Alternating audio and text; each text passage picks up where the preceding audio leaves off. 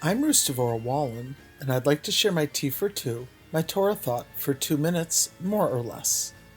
This week's Torah portion, Tetzaveh, continues describing the details of the Mishkan, the traveling sanctuary that the Jewish people carried in the desert. The first verse states, Va'ata Tetzaveh es b'nei Yisrael, and you shall command the Jewish people, saying, they should take for you pure olive oil, crushed to illuminate for an everlasting light. The word Tetzaveh has the same root as the word mitzvah, meaning command. A frequent phrase goes something like, and God told Moshe, saying, tell the Jewish people such and such.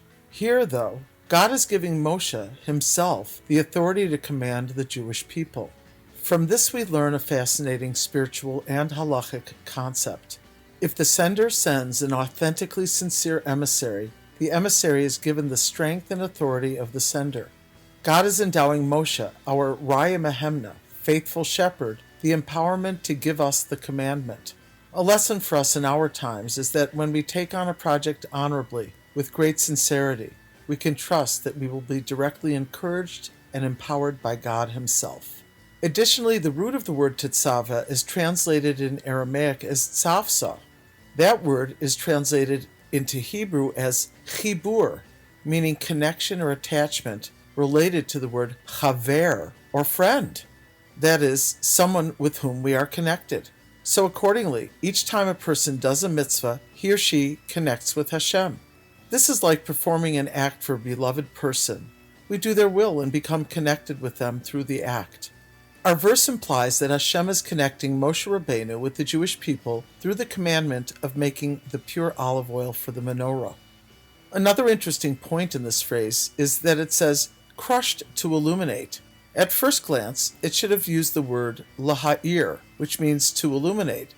However, the word lima'or means to become a luminary, such as the sun or the moon or a flame, a light source, a generator of illumination, not just the rays that emanate from it. So according to the literal and figurative translations, this means that the crushing itself causes one to become full of light. Thus, in a discourse, the previous Lubavitcher Rebbe, Rabbi Yosef Yitzchak Schneerson, connects the dots regarding the phrase, you should command the children of Israel. He says, Hashem is telling Moshe to bind and connect himself with the Jewish people.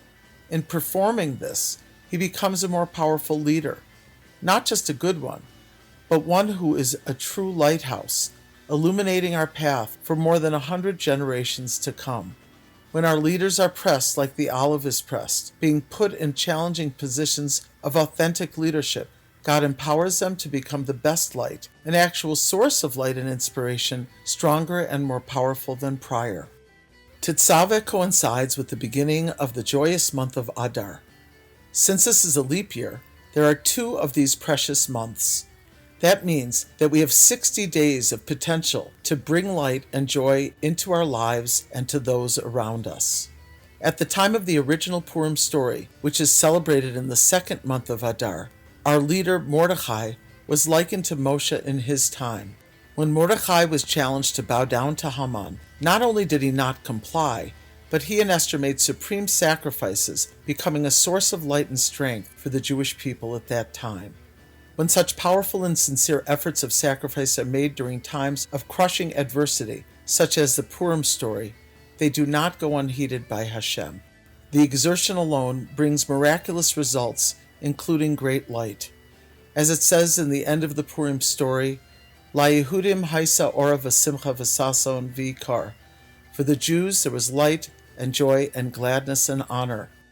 In this series, we have learned the central Kabbalistic concept of Yerida Zu L'Tzorach Aliyah. This descent is for an ascent of a much higher order.